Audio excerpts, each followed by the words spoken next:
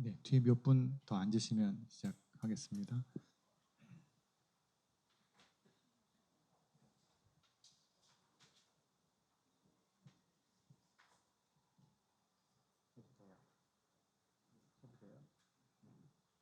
네, 안녕하셨습니까? 네, 한 달 만에 뵙습니다. 네, 오늘 8번째 시간입니다. 그 제목은 부른 생명, 교는 생활 이렇게 정해봤습니다. 우리가 작년 이제 9월부터 시작해서요. 그동안 그 큰 스님의 핵심적인 몇 가지 단어들을 좀 골라서 그것이 큰 스님만 사용하시는 개념인지 아니면 그래도 이게 어떻게든 불교의 흐름 속에 있으시니까 그게 불교 일반에서는 무슨 말을 큰 스님께서 이렇게 바꿔서 표현하셨는지 이제 그런 내용들 주로 말씀을 드렸어요. 그래서 그동안 우리가 했던 얘기들이 자성불, 주인공, 주장자, 찰나찰나 나투다, 길 없는 길, 문수와 보현, 그다음에 지난번에 일체재불의 마음. 그래서 뒤에 있는 내용은 이제 일반적인 불교 표현을 큰 스님이 저렇게 바꾸셨습니다라는 말씀을 전해드리려고 이제 정리했던 내용입니다.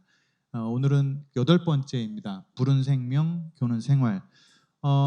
큰 스님 법문을 들어보시면 아시겠지만 스님께서 이 부른 생명, 교는 생활 이 말씀을 굉장히 자주 하시는 표현입니다. 그래서 큰 스님이 어떤 맥락에서 생명 있는 건 다 부처고 그냥 살아가는 게 바로 교다, 불교의 교다라고 표현하시는지 그런 말씀을 좀 드려보려고 하고요. 나중에 조금 정리해서 다시 말씀드릴 겁니다. 이제 제가 정리한 말씀은 큰 스님께서 이런 의도로 하신 것이 처음부터 말씀드렸던 것이 우리가 모두가 사실은 원래부터 부처이다라는 걸 이제 처음부터 말씀드렸기 때문에 큰 스님의 저 말씀 역시 우리가 부처로 살아야 된다. 이것을 어떻게 실천하고 살 것이냐 이런 말씀이라고 정리를 한번 해봤습니다. 먼저 이 부른 생명, 교는 생활을 말씀하시는 큰 스님 법문을 먼저 듣고 시작하겠습니다. 종교라는 걸 떠나서 불교라는 걸 우리는 그 영원한 생명 근본 또 교 우리 생활 그러니까 불교라는 것은 어디 딴 데 있고 우리가 만들어서 놓은 것도 아니고 그대로 만들어진 거죠. 우리가 생명이 있기 때문이죠. 불도 생명이 있고 물도 생명이 있고 바람도 생명이 있고 흙도 생명이 있기 때문에 우리는 그 생명체를 먹고 사는 거거든요. 네, 큰 스님 굉장히 자주 말씀하시는 거죠. 종교라는 걸 떠나서, 그러니까 불교라는 것이 종교라는 큰 범주 속에 있는 하나의 불교 이런 말씀이, 그러니까 이런 가르침이 아니라 불교라고 하는 것은 종교다 이런 걸 말하는 게 아니라 이 우리가 살아가는 세상의 기본적인 진리다 이런 맥락에서 하시는 말씀입니다. 그래서 불교라는 것이 이 진리라고 하는 것이 불교니까 불교 두 개를 나눠서 말하자면 불이라는 것은 생명을 가지고 있는 모든 것들은 다 부처다 이런 표현이실 거죠. 그러니까 부처님의 가르침이다라고 하는 표현이 사실은 우리 모두가 다 생명 있으면 부처이니 그런 생명 있는 모든 존재들의 가르침이다라는 것이 그냥 살아가는 거다라고 이제 표현하시는 겁니다. 그래서 이게 사실은 굉장히 깊고 아주 복잡한 맥락이 지금 숨겨져 있는 말씀이시기는 해요. 왜 큰 스님께서 생명 있는 건 다 부처고 살아나가는 것을 가르침이라고 표현하시는가? 바로 이어서 말씀을 하시죠. 그러니까 이건 그냥 생명이 있으면 그냥 저절로 살아가는 것이 불교이기 때문에 불교라는 것이 뭐 새롭게 어떻게 만들어졌다거나 뭐 조금 구체적으로 말씀을 드리면 우리가 일반적으로 알고 있는 건 석가모니 부처님이 가르치셨다라고 돼 있지만 그건 뭐 역사적인 얘기고 이거 확장해서 생각해 보면 모든 생명이 다 부처이니 사실 불교라는 건 누가 만들었다 이런 게 아니라 세상에 존재하고 있는 그냥 당연한 이치다. 그러니까 저절로 그대로 되는 거다라고 이제 표현을 하시는 거죠. 왜냐하면 우리에게는 모두 생명이 있기 때문이다. 그래서 그 생명이 있다는 것이 마지막에 보시면 물, 불, 바람, 뭐 세상의 모든 존재가 다 생명이 있다는 말씀을 하십니다. 그래서 사실은 저 말씀 속에는 우리가 만나는 것들이 사람뿐만 아니라 동물뿐만 아니라 무생물까지도 모두가 다 부처다 이런 표현을 하고 계시는 거죠. 조금 전에 저희가 이거 아카데미를 준비하면서 기계가 약간 말썽을 부렸어요. 그래서 이게 화면이 자꾸 안 나와서 이게 왜 그러나 하다가 다른 거, 그러니까 똑같은 부품인데 전원 부품을 살짝 바꿨어요. 그랬더니 돼요. 그래서 어떻게 표현하냐면 기계도 부품마다 다 똑같은 부품이 없대요. 생명이 있기 때문일 거예요, 아마. 그래서 기계도 생명이 있습니다. 그래서 그 생명하고 나하고 잘 화해해서 시작해야지. 안 그러면 저 녀석이 나랑 잘 안 만나줄지도 몰라요. 자, 제가 해탈이라고 시작을 했는데 사실은 이제 저희가 아카데미 이제 마지막 시간이기 때문에 이게 수행과 관련된 말씀을 드리려고 하는 거예요. 그래서 일반적으로 불교에서 말하는 수행을 통해서 얻으려는 최고의 것, 마지막의 것이 이제 뭐냐? 보통 해탈이라고 표현을 합니다. 근데 저 해탈은 조금 이제 엄밀하게 좀 생각을 해보면 불교만의 말은 아니고 인도에 있는 모든 종교들이 다 해탈을 얘기해요. 인도에 있는 모든 종교들이 다 윤회를 얘기하기 때문입니다. 그래서 불교도 저 인도에서 생겨난 종교이다 보니 불교도 당연히 저런 인도의 얘기를 그대로 받아들여서 그 인도 속에 있기 때문에 불교도 윤회와 해탈을 얘기하는데 그 해탈을 특히 불교에서는 열반이다라고 표현을 해요. 큰 스님께서는 잘 열반이라는 표현을 잘 안 쓰시고 주로 해탈이라는 말씀을 쓰십니다만 해탈이라고 쓰시는 말씀이 사실은 불교에서 쓰고 있는 열반과 같은 맥락으로 이제 쓰시는 겁니다. 그런데 이 열반이라는 말은 산스크리트 니르바라라는 말을 소리 나는 대로 이제 한자로 표기한 말인데 무슨 뜻이냐면 불어서 꺼버린다 이런 뜻이에요. 금방 느낌이 오시겠죠? 왜 불어서 끌까?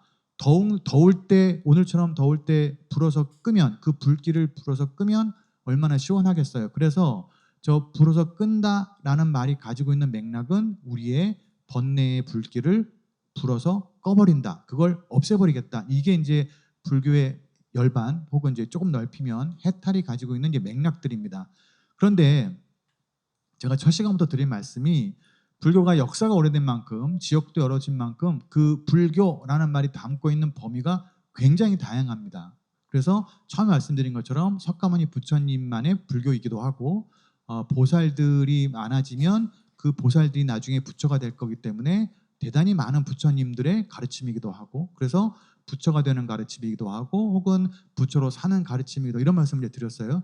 그래서 그런 눈으로 보면 저 지금 열반이라고 부른 저 말도 지금 말씀드렸던 번뇌의 불길을 끕니다. 이거는 아주 초창기에 석가모니 부처님 계시던 당시 하던 이야기들이고 시간이 좀 지나면 어떻게 표현하느냐면 번뇌에 대한 생각을 그닥 안 하려고 하는 거예요.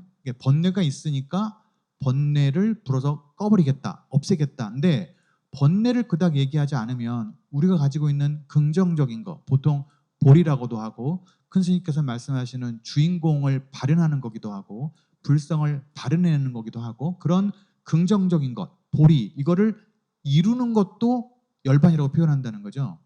그러니까 앞 세대에는 우리가 가지고 있는 부정적인 거 우리는 중생이니까 번뇌에 있는 중생이니까 그런 번뇌를 없애면 부처가 될 거예요. 그러니까 그 번뇌를 없애는 측면으로 얘기하지만 시간이 지나가면 그런 게 아니라 우리는 원래부터 좋은 걸 다 타고났다. 부처님의 성품을 다 가지고 있는데 거기에 무슨 뭐 번뇌 얘기를 하겠느냐. 이런 시각으로 가면 지금 말씀드리는 것처럼 깨달음을 얻는 것, 좋은 것을 확보하는 것 이런 쪽으로 이제 열반의 개념이 좀 변합니다. 그래서 저렇게 부정적인 것을 없애는 쪽의 열반에서 이제 좋은 것을 얻는 쪽으로 열반의 개념이 바뀌기 때문에 우리가 보통 지금은 열반이라고 표현을 잘 안 하고 성불 이렇게 표현을 하는 거죠. 성불이라는 말이 사실은 열반, 해탈 뭐 저런 말들과 다 같은 위치를 지금 가지고 있는 말들인데 그 사상적인 개념이나 표현이 약간씩 바뀌고 있는 걸 이제 보실 수 있는 거죠. 지금부터는 약간 교학적인 얘기를 조금 할 겁니다. 제가 첫 시간부터 말씀드렸지만 그러니 하고 지나가시면 돼요. 이거 설명드리려고 뒤에 거 설명드리려고 앞에 뭔가 설명을 드리려다 보니까 나오는 얘기들이에요. 혹시 불교 관계된 책이나 불교 관계된 이런저런 걸 들으시다 보면 37조도법이라는 말씀을 이제 들으실 거예요. 37가지의 깨달음으로 가게 하는 해탈로 가게 하는 어떤 수행 방법 이런 표현인데 보통 초기 불교에서 많이 하고 있는 방법입니다. 이걸 다 말씀드리려는 건 아니에요. 37가지를 다 말씀드리려면 1시간 가지고도 모자랍니다. 그 말씀 드리려는 건 아니고 저 37가지의 방법이 있는데 저게 항목으로 말하면 사념처, 사정근, 사신족, 오근, 오력, 칠각지, 팔정도라는 게 있대요.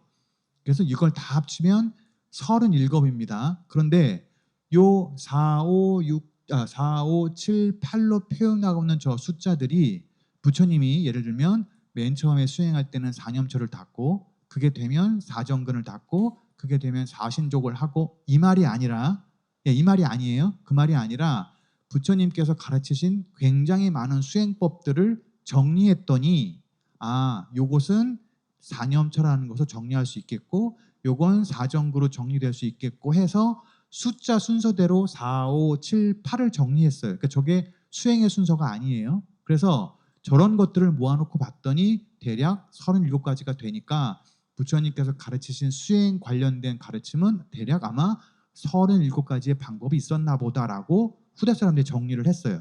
자, 그런데 제가 아까 저게 순서가 아닙니다라고 말씀을 드렸는데 보시면 사념처라는 것과 사정근이라는 것이 바탕이 된대요.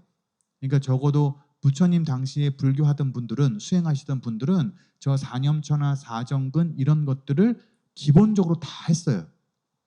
모든 수행의 기본이었어요. 그래서 이게 되면 그 다음에 본인의 성향이나 근기나 나의 기호에 따라서 사신족, 오근, 오력, 칠각지, 팔정도를 닦는데요.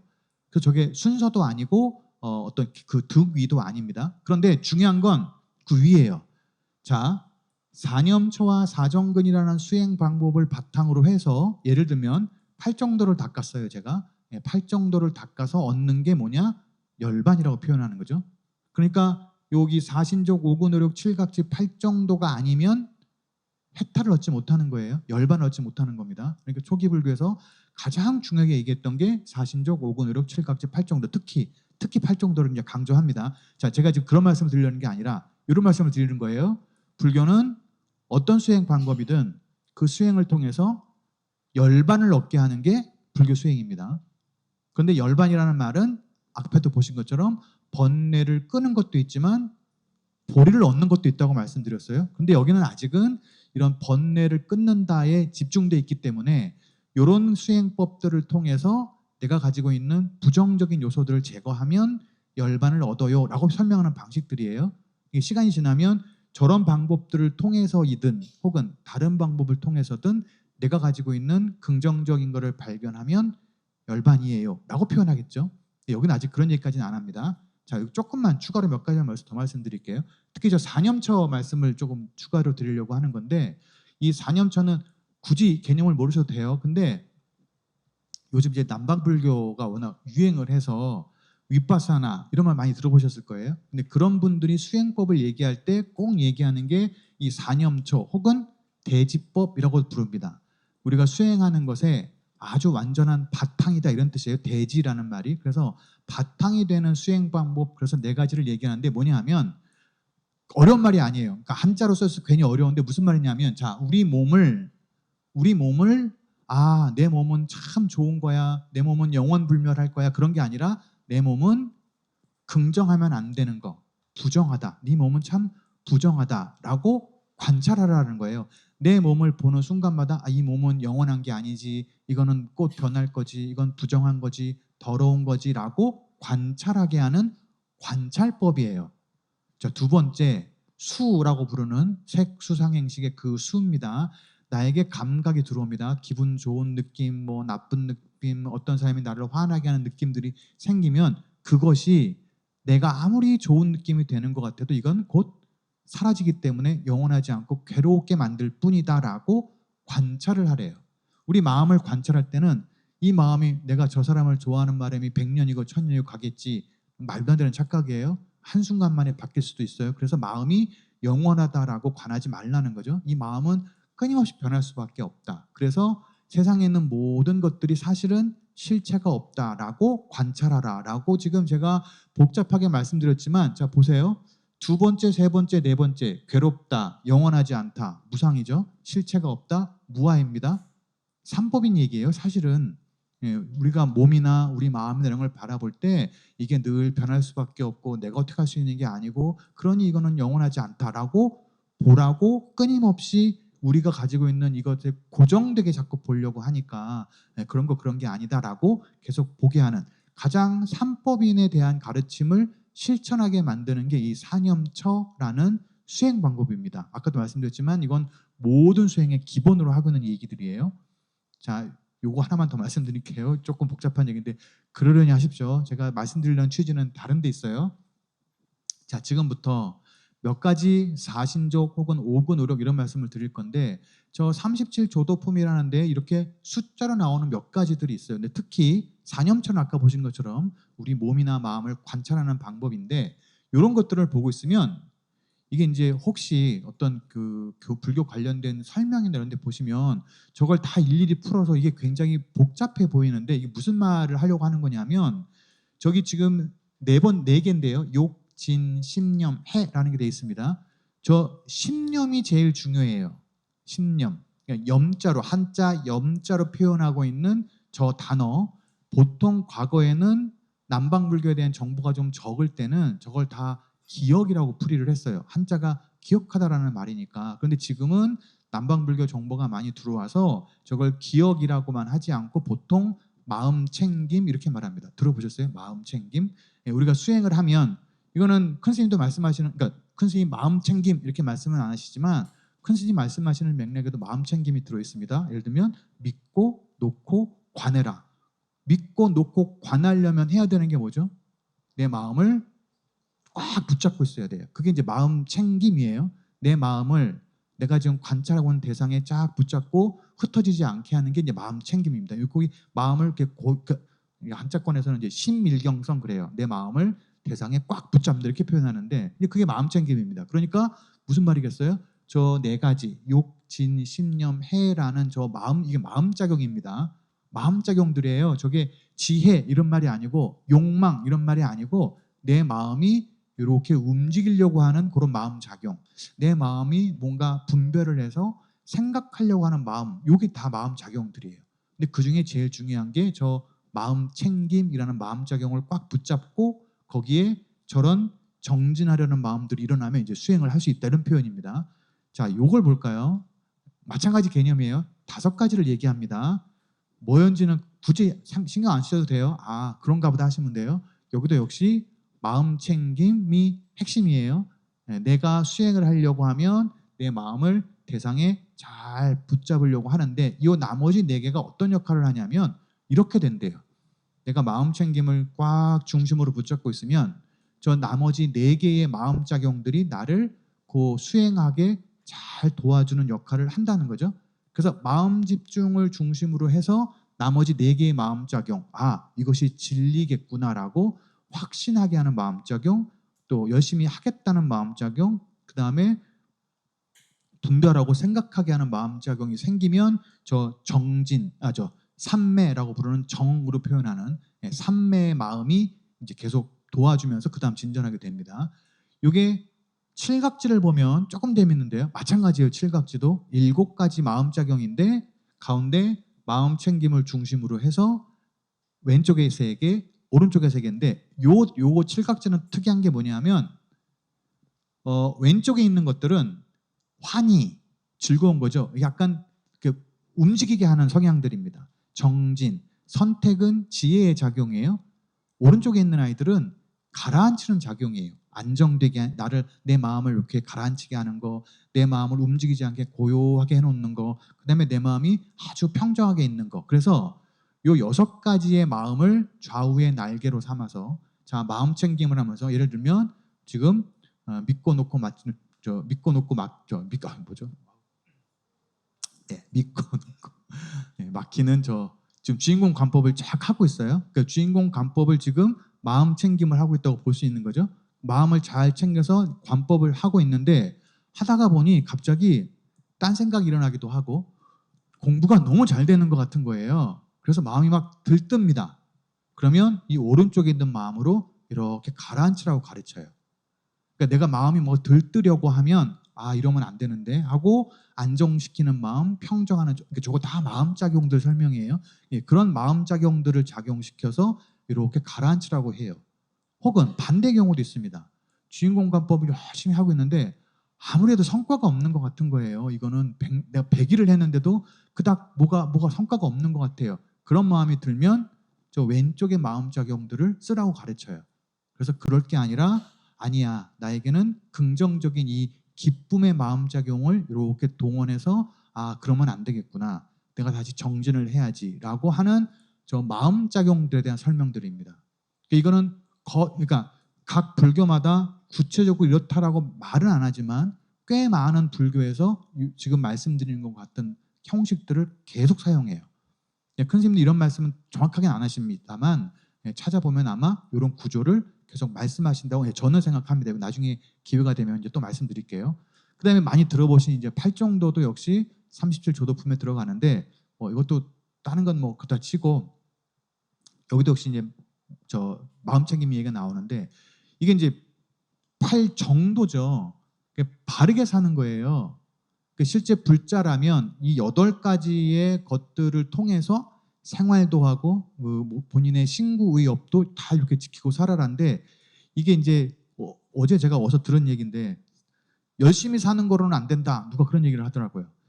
열심히 안 사는 존재가 어딨냐. 개도 열심히 살고 돼지도 열심히 사는데 열심히 안 사는 존재가 어딨냐. 적어도 불교 수행하는 사람은 열심히 사는 게 문제가 아니라 바르게 살아야 된다. 그럼 저렇게 바르게 사는 게 뭐겠어요? 진리에 맞게, 불교의 가르침에 잘 맞게 사는 그 말씀까지 드리려고 했습니다.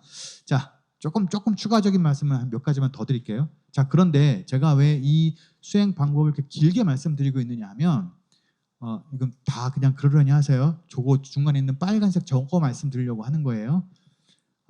굉장히 수행 단계를 아주 자세하게 말하는 어떤 불교에서 이제 수행을 하려는 사람, 자, 불교에 들어왔으니 이제 수행을 해라고 하면서 그 수행을 하기 위해서 전 단계로 얘기하는 게 여기는 몇 가지들이 있어요. 우선 내가 들어서 부처님 법문을 많이 들어서 혹은 큰 스님 법문을 많이 들어서 그걸 많이 생각해서 그래서 그걸 내가 실제로 닦을 수 있는 그런 나의 지혜를 일단 키워야 된다라고 얘기를 합니다. 기본이에요, 기본. 이건 아직 수행이 아닙니다. 그런데 문제는 신기청정이라는 게 있어요. 수행하기 위해서는 내 몸은 물론이고 내 주변 환경을 잘 수행할 수 있게 갖춰야 된다 이렇게 표현을 합니다. 3가지예요. 신심원리, 일단 내 마음과 몸에 부정적인 것을 그닥 띄워놓게 하는 거. 2번째, 지금 현재 내가 있는 것에 만족하고 내가 더 가져야지 하는 생각을 내지 않는 단계. 그 다음에 이게 더 중요한데 기본적인 생활 수단이 마련이 되어야 된다라고, 물론 대승불교는 아닙니다. 저 수행 단계를 굉장히 복잡하게 말하는 불교에서 저렇게 얘기해요. 제가 이 말씀 왜 드리려고 하느냐, 내가 수행을 하려고 하는데 이 수행하려는 사람이 당장 내일 가지고 있는 내가 끼니 걱정해야 되고 내 옆에 있는 사람이 나를 끊임없이 괴롭히고 수행을 해보고 싶지만 온갖 소음 때문에 내가 어떻게 할 수 있는 그런 환경에서는 수행하지 말라고 얘기를 해요. 기본적으로 수행을 하려면 물론 저작거리에서도 시장에서도 수행되면 참된 수행이고 그 사람은 이제 깨달음을 얻을 수 있겠지만 그건 이제 좀 더 높은 단계 얘기고, 기본적으로 수행이라는 걸 하려고 하면 적어도 주변 환경에 대한 정비는 어느 정도 해야 된다라고 계속 얘기합니다. 별상연주만 보시면 돼요. 아직 수행이 아니에요. 수행에 가기 위한 아주 전 단계에 나오는 얘기들인데 여기에 보시다시피 사념처가 여기에 나와요. 그래서 사념처는 수행이 아니에요. 수행을 하기 위한 가장 기본적인 것들입니다. 그래서 이런 것들을 여러 가지 겹치는 것, 가행도도 아직 보시다시피 범부예요, 범부. 아직 성자가 아니에요. 수행 아직 올라가지도 않았어요. 견도라는 데 가야 이걸 비로소 이제 성자다라고 표현을 하고, 여기부터는 예를 들면 좀 초기 불교로 말하자면 수다원가, 사향사과를 얘기하기도 하고, 대승불교로 말하면 이제 여기서부터 대략 십지보살 정도라고 얘기를 하고, 혹은 큰 스님 표현을 빌리면 여기부터 이제 견성이라고 표현해요. 견도라고 이제 표현되고 있죠. 진리를 보는 단계, 성품을 보는 단계, 견도, 견성 다 비슷한 맥락으로 지금 씁니다. 이런 흐름들은 유식이라는 불교에서도 역시 마찬가지로 얘기를 해요. 그래서 자량이 가행이라고 부르는 건 아직 수행이 아니에요. 견도 위에 가야 수행입니다. 쓸데없이 복잡한 말씀을 좀 드리고 있어요. 자, 조금만 더 복잡한 말씀 하나 드리고 넘어가겠습니다. 그런데 지금 말씀드린 건 저 초기 불교, 부처님 계시던 당시에 그 제자들의 불교 이야기들이고, 거기는 막 이런저런 얘기의 수행 단계와 계위를 막 얘기를 해요. 대승불교에 오면 보살은 이렇게 수행을 해야 된다라고 정리하는 개념이 있어요. 조금 전에 보신 것처럼 견도, 수도 이렇게 말하는 게 아니라 보살의 아예 계위를 딱 정해서 이야기를 해줍니다. 그래서 보통 52가지 계위가 있다고 얘기를 해요. 보살은 보살의 52가지인데 이건 많이 들어보셨을 것 같습니다. 그 52가지가 뭐냐면 십신, 십주, 십행, 십회양, 그 다음에 있는 그 다음 페이지 나올 십지 이렇게 50가지 하고 등강묘각 해서 52가지입니다. 자, 그런데 퀴즈예요, 퀴즈. 혹시 1년이 몇 주인지 아세요? 1년?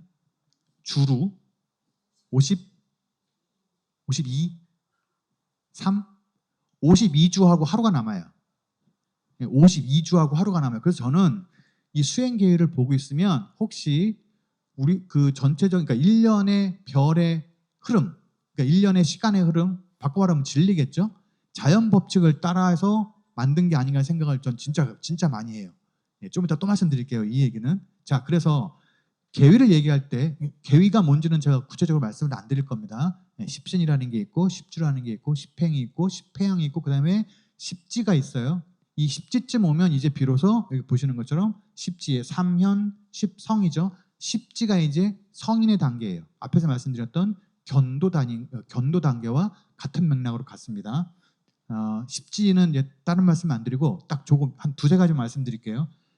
저 십지의 명칭은 경전마다 약간씩 다르기 때문에 제가 이거예요라고 말씀드릴 수는 없는데 두 번째 이구지라는 단계가 있어요.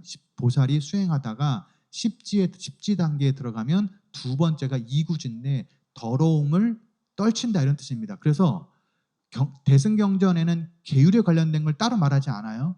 근데 대부분 대승경전에서 그 경전에서 말하려고 하는 계율은 대부분 저 십지보살의 두 번째 이구지에서 설명하는 경향이 강합니다. 그 다음에 여덟 번째가 부동지라는 단계인데 이게 여덟 번째의 부동지가 왜 부동지냐면 이제 수행 계위를 쫙 이제 올라가서 보살 십지 중에 저 팔지에 올라가면 더 이상 흔들리지 않아요.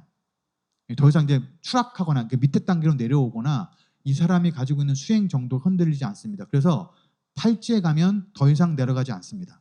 저게 부동지예요. 그래서 보통 혹시 들어보셨나 모르겠습니다. 뭐죠? 갑자기 저기 무생법인이라고 부르는 지혜가 있어요. 무생법인을 체득하는 단계가 저 부동지입니다. 자, 마지막에 열 번째 비유를 썼어요. 법운지. 보살이 십지가까지 가서 마지막에 법운지라는 데 가면 진리의 구름 이런 뜻입니다. 그러면 진리의 구름이 할 일은 뭐겠어요? 비를 내리는 거죠. 그래서 십지보살의 저 수행력으로 저 공덕으로 중생들에게 지혜의 비를 내리는 경지라고 십지의 열 번째 그 설명을 합니다. 자, 이건 참고 사항이었고요. 자, 저희가 계속 화엄경 얘기를 안 할 수가 없습니다. 큰 스님에 대한 가르침을 말씀을 드리려면 제가 이 화엄경을 계속 말씀드리기 때문에 저 화엄경을 또 말씀드리는데 요거는 문수와 보연을 할 때 보셨던 표예요. 그냥 머릿속에 한번 살짝만 그림만 그리시면 됩니다. 화엄경이라는 경전이 1권부터 시작을 해서 그러니까 처음부터 시작을 해서 보현보살 그 다음에 중생에 대한 이야기 그 다음에 천상계로 올라가면서 보살에 대한 계위를 쭉 이야기하다가 마지막에 다시 부처님 처음 깨달으신 자리로 내려와요. 이런 말씀을 드렸어요. 그래서 사실은 위치로 보면 법보리 도량이라고 부르는 보리수 아래부터 시작해서 천상계로 쭉 올라갔다가 다시 법보리 도량, 보리수 아래로 내려오는 이런 구조를 갖습니다.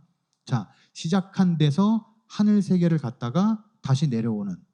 근데 오늘은 주로 저 마지막에 있는 입법계품에 대한 말씀을 드릴 거예요. 저 화엄경 전체 구성이 그렇습니다. 그런데 이 이야기를 입법계품이라는 데서 입법계품이라는 데서 저 앞에 말씀드렸던 저 전체 화엄경 내용을 선제동자가 다니는 모습으로 구현을 했어요. 입법계품이. 이것도 지난 시간에 드릴 말씀입니다. 상기하시면서 한 번 더 말씀드릴게요. 자, 그런데 이 입법계품에서 표현하고 있는 선제동자의 구법, 여행을 보고 있으면 문수보살이 갈 수 있게 합니다. 문수보살을 따라서 이제 발심을 해서 내가 부처님 법을 구해야지.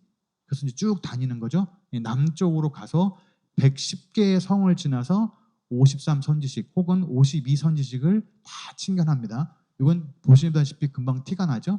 계위의 상징이에요. 그러니까 선제동자가 53선식을 만나고 다닌다는 말은 아까 화엄경에서 했던 앞에서 얘기했던 보살의 계위가 지금 화엄경 구조 속에서 53 혹은 52로 표현되고 있는 겁니다. 그러니까 처음에 시작할 때 선제동자가 구업여행을 떠나야지를 바꿔서 표현하면 수행을 시작해서 저 110개의 성을 다 지나서 그 각각의 선지식마다 수행 단계가 오르고 올라서 마지막에 이제 52번째까지 왔어요.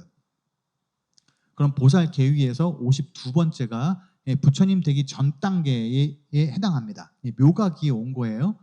부처님의 전 단계이기 때문에 미륵보살이 낭장을 한 거죠. 미륵보살은 이제 다음 생에 다음번에는 이제 부처가 될 분이기 때문에 그래서 52번째 다음번에 부처가 될 미륵보살이 짠 선지식으로 나타나서 이제 선지에게 이 얘기를 해줍니다.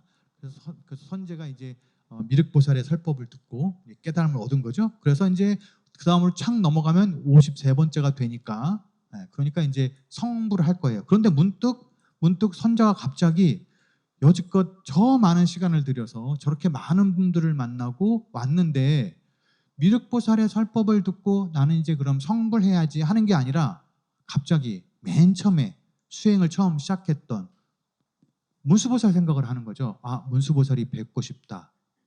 그랬더니 어떻게 된대요? 갑자기 문수보살이 지금 110개의 성도 지나왔고 사람도 52명이나 만나고 왔는데 갑자기 문수보살의 손이 쭉 와서 선제동자의 머리를 딱 쓰다듬는데 경전에 표현된 방식입니다. 자, 그러면 여기서 한번 생각을 해볼까요? 선제동자의 시작은 문수보살부터예요.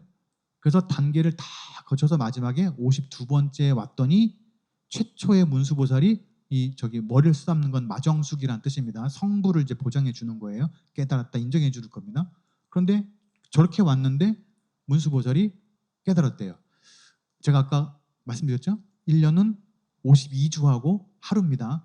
생각을 해보세요. 자, 1월 1일 날 우리가 선제가 되는 거예요. 자, 1월 1일 날 문수보살을 만났어요. 내가 올 1년을 잘 수행해서 12월 30일이 되면 큰 성과를 이뤄야지 했어요.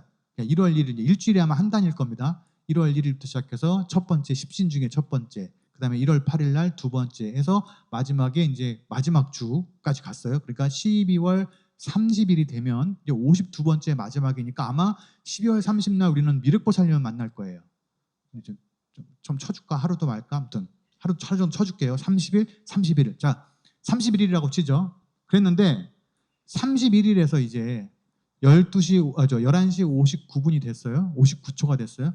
땡 하면 12월 32일이 되죠. 뭐죠? 고개를 끄덕끄덕 하시는 분. 12월 32일이 되는 게 아니고 1월 1일이 돼요. 지금 뭐라 했어요, 제가? 미륵보살의 설법을 듣고 나는 성불해야지 하는 순간 문수보살이 보고 싶다. 그랬더니 문수보살이 내 머리를 딱 만진댔잖아요. 12월 30일이 되는 넘어가니까 어디로 가요? 1월 1일로 간다니까요. 12월 32일로 가는 게 아니에요. 1월 1일로 가요. 이게 사실은 우리는 이거 늘 선제동자의 구법을 살면서 느끼고 있어요. 1년 내내. 12월 31일 다음 날은 1월 1일입니다. 우리의 결말은 처음 그 자리예요. 처음 그 자리입니다. 12월 31일에서 32일이 가는 게 아니죠. 자, 그래서 이걸 어떻게 표현하느냐? 선제동자가 이 법계라는 표현이에요. 법계에 들어간다. 사실은 법계에 들어간다라고 표현하지만 겉으로 드러나는 것은 선제가 구법 여행을 하기 때문에 법계를 구하는 거죠. 근데 사실은 보시다시피 선제는 단 한 번도 법계를 떠나지 않으면서도 100개의 성을 다 지나갔대요. 마지막에 갔더니 최초의 문수보살을 만나는 걸로 봐서는 처음의 단계를 전혀 얘는 떠나지 않고도 최종 결과를 얻었다 이렇게 표현을 합니다. 그래서 어떻게 말을 하느냐? 지금 표현하신 말씀드린 것처럼 선제동자가 수행 단계를 막 거쳐서 마지막에 깨달았다라고 얘기하지만 사실은 그 자리가 맨 첫 자리래요. 그래서 어떻게 표현하냐면 여기 밑에 빨간 거 보이시죠? 초발심시 변정각 이렇게 얘기합니다. 화엄에서. 그럼 이 초발심이 뭐냐 이제 또 중요한데 이거 복잡한 말씀 드릴 수는 없고 자 약간 느낌은 오실 거예요. 내가 수행이라는 걸 시작해야지 그러는 순간 사실은 깨달았다 이제 이 말입니다. 그때 깨달았다는 거죠. 그러면 내가 중생인데 내가 수행을 시작해야지 했더니 깨달았대요. 좀 이상하죠. 나는 아무리 봐도 중생인데 그러니까 여기는 사실은 본인을 바라보는 생각이 완전히 바뀌어야 돼요. 내가 중생인데가 아니라 내가 사실은 원래 깨달은 부처였구나. 그런데 그 깨달은 부처였구나를 알게 하는 걸 뭐라고 설명하냐면 저 십신이라고 불러요. 보살 계위 52위 계위 중에 맨 앞에 나오는 게 10가지 신, 십신을 얘기하는데 그 십신이 하고 싶은 얘기가 뭐냐? 어떻게든 믿어라에 대한 믿음에 대한 얘기를 계속 하는 거죠. 십신의 계위를 통해서 계속 믿음에 대한 얘기를 합니다. 그럼 한마디로 정리해 드리자면 저 십신 위에서 하려고 하는 얘기가 뭐냐? 내가 본래부터 부처다라는 걸 믿어야 돼요. 네, 내 생각을 스님도 계속 말씀하시죠. 주인공의 믿고라고 하시잖아요. 주인공의 십신 단계에 믿고 맡기면 그러면 저절로 됩니다. 똑같은 표현입니다.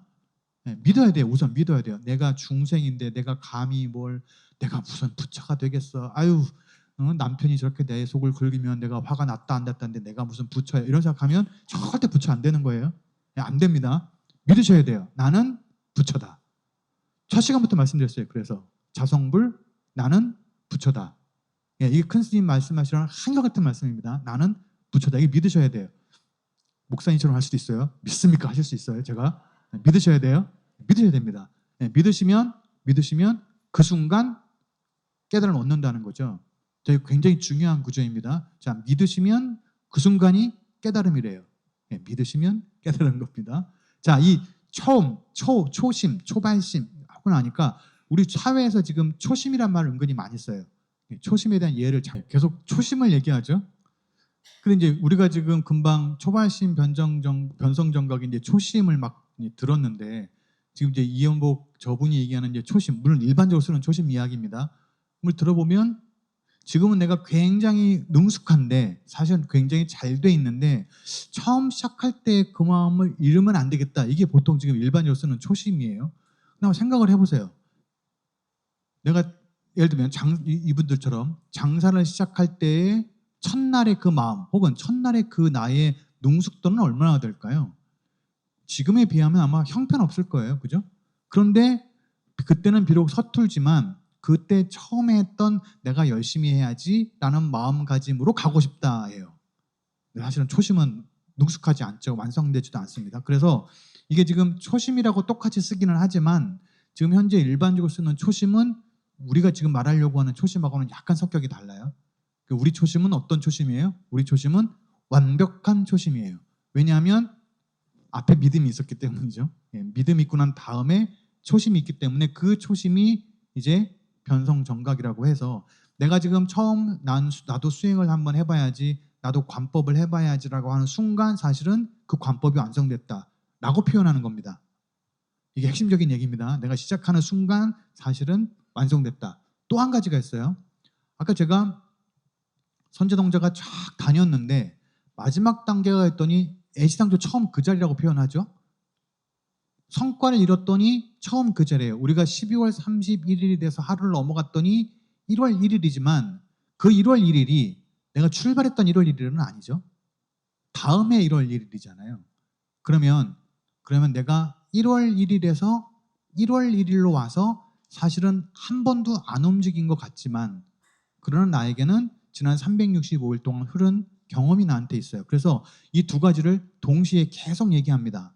선제의 저 수행은 사실은 1월 1일에서 1월 1일로 왔기 때문에 한 번도 움직이지 않은 자리이기는 하지만 그런데 365일을 겪어왔기 때문에 사실은 모두 다 다녔다 이렇게 표현해요. 이 두 가지가 동시에 있습니다. 동시에. 그러니까 안 움직인 것과 다닌 것이 동시에 있어요. 제가 말을 자꾸 하고 있는데 여기 이유가 있습니다. 자, 이거 넘어갈게요. 이건 다. 자, 왜 그러냐? 제가 아까 저번에 말씀드릴 때 이 공에 대한 말씀을 드렸습니다. 그래서 예를 들면 산은 산이고 물은 물이다 라고 일반인들이 보는데 연기나 공돌이를 배우고 났더니 산은 실체가 없다는데 물은 실체가 없다는데 그래서 산은 산이 아니고 물은 물이 아니래요. 그런데 거기서 끝나면 안 되고 중도의 도리를 깨친 사람 입장에서는 그 산이 아니라고 하는 그 산도 사실은 산이고 물이 아니라고 하는 그 물도 사실은 물이다라는 거죠. 이게 돼야 깨달은 사람이 얘기하는 산과 아무것도 모르는 사람이 보는 산이 같지도 않고 다르지도 않고 그러니까 같기도 하고 다르다 이런 말씀 막 드렸어요. 자, 이게 무슨 얘기를 하려고 하는 거냐? 저렇게 중도의 시각으로 봐야지만 사실은 수행 단계라는 게 없지만 지금 선재가 보여주는 것처럼 깨닫고 나면 원래 그 자리예요. 사실 수행 단계가 없어요. 그런데 그렇다고 해서 없냐? 그렇지는 않다는 겁니다. 그런데 사실은 있어요. 그래서 지금 말씀드린 것 같은 화엄이나 혹은 선제동제 구법을 뭐라고 부르냐 하면 일반적인 보살도에서는 그걸 보살행이라고 그래요.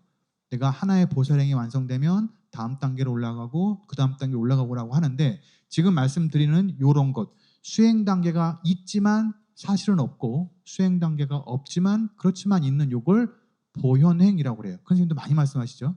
네, 큰 스님이 말씀하시는 보현행은 그래서 보살행하고 약간 맥락이 다른 겁니다. 이걸 보현행이라고 불러요. 이 사람들은 뭘 하느냐? 수행을 닦고 있는 게 아니라 세상에 있는 걸 불국토를 장엄한다 이렇게 표현합니다. 자, 그래서 마지막 이제 수행 얘기로 올게요. 자, 우리가 보통 수행 그러면 어떤 생각을 하느냐면 내가 이걸 통해서 어떤 결과를 얻어야 돼요. 내가 수행을 하면 성불하든 뭐 해탈을 하든 열반을 얻든 그런 걸 보통 수행이라고 그럽니다. 그런데 일반적으로 알려져 있는 불교 수행은 말하는 수행이죠. 나는 사실 이걸 하고 싶은데 내 감정대로 하고 싶은데 내 욕구대로 하고 싶은데 그러면 안 된다. 이걸 수행이라고 얘기해요. 그걸 하면 말하자면 업을 짓는 거고 부정적인 거죠. 그러니까 안 해야 나를 끊임없이 악쪽 더러운 쪽으로 가는 걸 깨끗한 쪽으로 와야 된다. 이게 보통 알려져 있는 수행입니다. 어쨌거나 자 저렇게 수행을 해서 그러면 결과를 얻었다고 쳐요. 수행을 해서 결과를 얻었어요. 그러면 결과를 얻은 사람은 죽은 게 아니죠. 그러면 금생에 이제 예를 들면 그 깨달음을 얻어서 결과를 얻었어요. 그럼 그 사람이 그 이후에 하고 있는 행동들은 뭘까요?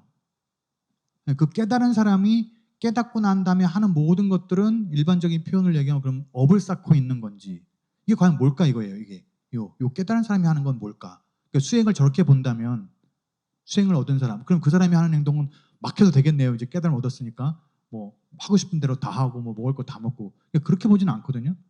특히 과거에 어떤 스님이 이런 표현을 했냐면 이런 표현을 많이 하시는데 나는 하루의 일과를 108참회로 시작한다. 근데 이제 참회 부분을 아니 108참회면 수행인데 깨달으신 분이 왜 자꾸 수행을 하십니까? 이런 질문들을 해요. 108참회 수행 아닙니까? 근데 그분이 뭐라고 대답하느냐면 대답은 아니죠. 네, 제가 생각하기에 참 108참회를 뭐라고 생각하냐 이분들은 그냥 깨달은 사람의 행동일 뿐입니다. 그러니까 깨달은 사람은 아까 보셨죠? 국수를 먹고 싶으나 먹지 않는 게 아니라 저절로 그냥 국수를 안 먹어도 되는 거예요. 나한테 별 필요가 없으니까 그건. 그런 걸 말하는 거죠 그게. 그래서 결과를 얻은 사람의 이후의 행동도 그럼 수행이라고 볼 거냐? 그렇지 않다는 거죠. 이건 수행 아닙니다. 이건 그냥 깨달은 사람의 행동일 뿐이에요. 자, 이건 아까 말씀드렸으니까 넘어갈게요. 그래서 불교의 층위가 여러 가지이기 때문에 수행 역시도 그렇게 볼 수 있다는 겁니다. 지금 계속 말씀드리는 것처럼 앞에 초기의 불교에서는 수행이라고 부르는 것이 우리가 번뇌에 쌓인 중생이니까 이 번뇌를 막 덜어서 긍정적인 걸로 가야 돼라고 얘기하겠지만 대승불교에 가면 우리에겐 다 불성이 있고 우리는 다 열애장을 가지고 열애장이니 사실은 그걸 그냥 드러내면 돼. 네, 지금 말씀드린 것처럼 지금 금방 화엄경에 대한 말씀을 드린 것처럼 그게 아니라 우리가 그냥 원래부터 나는 부처구나 인 줄만 알면 그냥 부처입니다. 자 그럼 생각을 해보세요. 내가 부처인 줄만 알면 내가 부처인 줄로 믿기만 하면 내가 부처래요. 자 그래서 내가 완전히 믿었어요. 내가 부처가 됐어요. 그럼 날 이제 뭐 해야 돼요? 수행을 할 필요가 없네요. 내가 부처인 줄만 알면 부처라는데 뭔 수행을 해요. 그죠? 네, 수행이 필요가 없어요. 그래서 무수이수라고 불러요. 수행이 필요 없어요. 그런데 그럼 이 사람이 그럼 뭘 하고 사느냐? 못 깨달은 사람이 보면 수행처럼 보이는 걸 하고 살아요. 그러니까 나는 본래부터 부처이고 나는 깨달았기 때문에 나에게는 수행이 필요 없어요. 그런데 그 수행이라고 부르는 거, 결과를 얻는 수행처럼 보이는 것이 중생들이 보면 아직 깨닫지 못한 사람이 보면 수행으로 보이지만 깨달은 사람은 그게 그냥 저절로 그냥 본인의 행동이에요. 이 사람에겐 수행이 없어요. 자, 이게 핵심적인 말씀입니다. 그러면 이 이 사람이 하는 걸 뭐라고 표현하냐? 결국 요 마지막에 있는 겁니다. 그게 부처의 행위다 이렇게 표현해요. 이 사람한테는 수행이 아니에요. 그냥 부처로 살고 있는 거예요. 깨달음으로 그냥 살고 있는 거예요. 이 사람의 모든 행동은 그냥 부처로서의 행동이에요. 깨달은 자의 행동이에요. 그걸 스님이 뭐라고 표현하셨다고요? 여기요? 그걸 생명이 있는 모든 존재의 삶이다 이렇게 표현하셨어요. 우리는 모두 다 생명이 있기 때문에 우리 모두가 부처예요. 그래서 그 부처가 그냥 살고 있으면 그게 부처님 가르침이래요. 정확하게 같은 말씀이시죠? 그러니까 우리가 부처인 줄 알면, 부처인 줄 깨닫고 나면, 그러면 그 이후에 하고 있는 모든 행동은 그냥 수행처럼 보이지만 수행은 아닙니다. 그래서 이 수행을 어떻게 해야 되느냐? 이런 수행. 이렇게 그냥 일상적으로 이 사람들이 지금 운동이나 다이어트가 내가 꼭 뭘 해야지가 아니라 그냥 본인 생활이 그냥 운동 다이어트래요.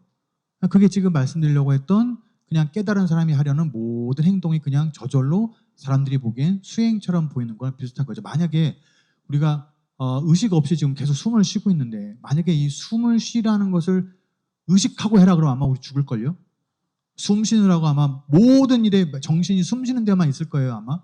근데 이게 숨 쉬는 게 우리는 지금 아무 일도 아니잖아요. 근데 숨 안 쉬면 죽어요. 네, 숨 안 쉬면 죽는 일을 우리는 아무도 신경 안 쓰고 한다는 거죠. 네, 그게 부처의 행위다라고 이제 표현을 하는 겁니다. 그게 이제 큰 스님의 푸른 생명 교훈 생활이라는 말씀의 정리였어요. 자, 이렇게 해서 우리가 25년 9월부터 8번을 했습니다. 주인공은 불성이라는 말로 시작해서 오늘 부처로 사는 가르침에 대한 푸른 생명 교훈 생활 했어요. 이제 8번 진행되는 동안 큰 참여와 성원에 감사드립니다. 이상 이걸로 마치는데 마치면 아쉽겠죠? 마치면 아쉽겠죠? 아쉬우실까봐 저거 한 달 쉬고 7월부터 다시 시작합니다. 8번 또 진행할 생각입니다. 그래서 상황은 일정은 조금 변동될 수 혹시 있을지 모르겠어요. 상황을 좀 봐야 되는데 근데 어쨌거나 지금 생각은 7월부터 시작해서 똑같은 시간입니다. 셋째 주 금요일 이곳 4층에서 8번 진행할 생각이에요. 주제는 그러니까 오늘까지 말씀드렸던 것은 좀 큰 스님의 법문을 조금 더 불교에 가깝게 했다면 다음에 진행하는 것은 조금 큰 스님 말씀을 좀 많이 해보려고 해요. 그래서 큰 스님이 직접 표현하시는 몇 가지들의 스님의 독특한 표현들을 하려고 합니다. 그래서 스님이 많이 쓰시는 삼천대천 세계, 오진통, 누진통, 그다음에 스님이 하시는 상당법문 형태가 좀 있어요. 그래서 선종에서 쓰고 있는 상당법문 이야기, 그다음에 스님이 설명하시는 오계, 스님 법문에 꽤 많이 나오는 이 평발이라는 표현이 있습니다. 부처님의 평발, 그리고 관법과 그 선언에서 하고 있는 주인공 관법과 일반적인 참선에 대한 말씀을 좀 드리려고 하고 한마음이라고 우리가 늘 말로는 얘기하고 있는데 이게 일반적인 불교에서 말하고 있는 일심하고 어떻게 차이가 있는지 얼마나 같은지 그런 말씀을 드리려고 하고 마지막 시간에 둘 아닌 도리로 마무리를 지으려고 합니다. 다시 한번 말씀드리지만 지난 8번 감사합니다. 7월에 또 뵙겠습니다. 감사합니다.